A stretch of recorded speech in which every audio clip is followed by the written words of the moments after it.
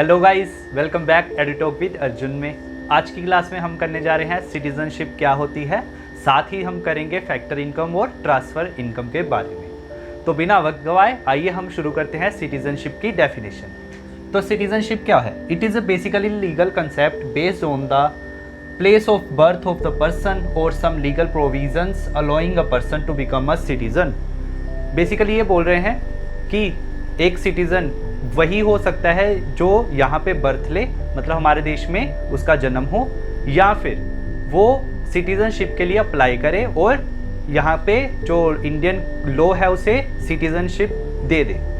तो इसमें वही दो कंडीशंस रिक्वायर्ड है, या तो वो उसका जो बर्थ है वो कहाँ पे हो, इंडिया में, तो वो ऑटोमेटिकली क्या बन जाएगा, सिटीज़न। ठीक है। और दूसरा अ पर्सन बोर्न आउटसाइड, एक जो पर्सन इंडिया के बाहर जिसने जन्म लिया है, India applies for a citizenship, अगर वो सिटीजनशिप के लिए अप्लाई करे एंड इंडियन लॉ अलाउज, तो जो हमारा इंडियन लॉ है वो उसे अलाउड करते सिटीजनशिप देने के लिए। तो ये छोटा सा कंसेप्ट था सिटीजनशिप का। स्टूडेंट्स, अब हम देखेंगे फैक्टर इनकम और ट्रांसफ़र इनकम क्या है। सबसे पहले देखते हैं फैक्टर इनकम। तो it refers to income received by factor of production for rendering factor services in the production process. तो फैक्टर इनकम हमारी वो इनकम होती है जिस इनकम से फैक्टर सर्विसेज अपनी पेमेंट पाए, जैसे लैंड, लेबर, कैपिटल, एंटरप्राइजेस। ये क्या है, हमारी चार फैक्टर सर्विसेज। इनको जब हम रेंट दे, लैंड के बदले में क्या दे, रेंट, लेबर के बदले में वेज, और इंटरेस्ट किस पे देंगे, कैपिटल पे, प्रॉफिट किसको होगा, एंटरप्राइज को। तो जब ये इनको इनकम रिसीव्ड होती है तो उसको क्या बोलते हैं, फैक्टर इनकम। और ये जो इनकम होती है इसमें क्या करते हैं, कुछ प्रोडक्टिव सर्विस करते हैं या प्रोडक्शन कुछ करते हैं, मतलब कोई भी चीज़ बनाते हैं या कोई सर्विस देते हैं। ठीक है, इसके बदले में इनको इनकम मिलती है। अब हम देखते हैं transfer income. It refers to income receive without rendering any productive service in return. तो ये जो ट्रांसफ़र इनकम होती है उसमें कोई प्रोडक्टिव सर्विस नहीं दी जाती। ठीक है, जैसे सरकार से हमें मिलती है ओल्ड एज पेंशन।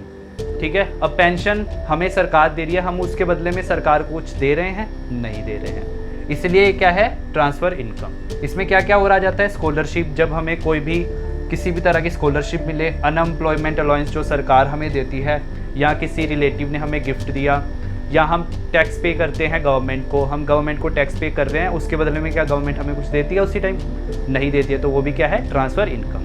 अब जो मेन बात जो ध्यान रखने वाली है वो क्या है कि जो हमारी फैक्टर इनकम होती है वो नेशनल इनकम में हो जाती है ऐड। ठीक है, और जो हमारी ट्रांसफ़र इनकम होती है वो नेशनल इनकम में ऐड नहीं होती। तो होप ये आपको बात क्लियर हुई होगी। अब हम करेंगे इनमें डिफरेंस।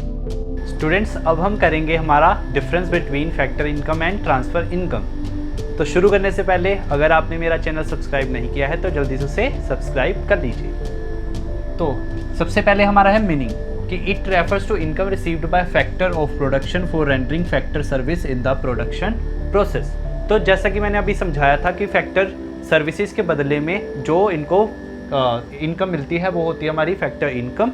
वैसे ही इसका भी it refers to income received without rendering यानी प्रोडक्टिव सर्विस इन रिटर्न, कि यहाँ पे कोई भी प्रोडक्टिव सर्विस नहीं दी जाती, उसके बदले में इनको इनकम मिल जाती है। तो nature, it is included in both national income and domestic income. जो हमारी फैक्टर इनकम है वो हमारी नेशनल इनकम में भी इंक्लूड होगी और डोमेस्टिक इनकम उसमें भी इंक्लूड होगी।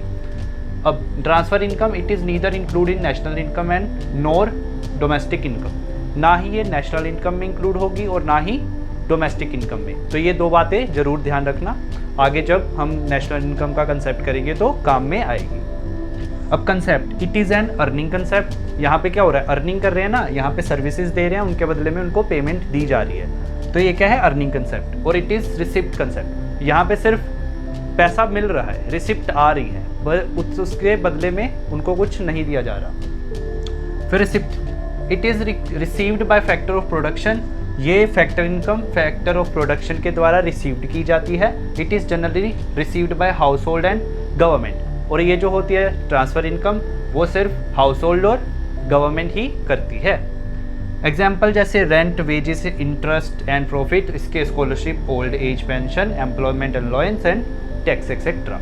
तो ये था हमारा डिफरेंस बिटवीन, जो कि एग्ज़ाम में 3 से 4 मार्क्स में आ सकता है।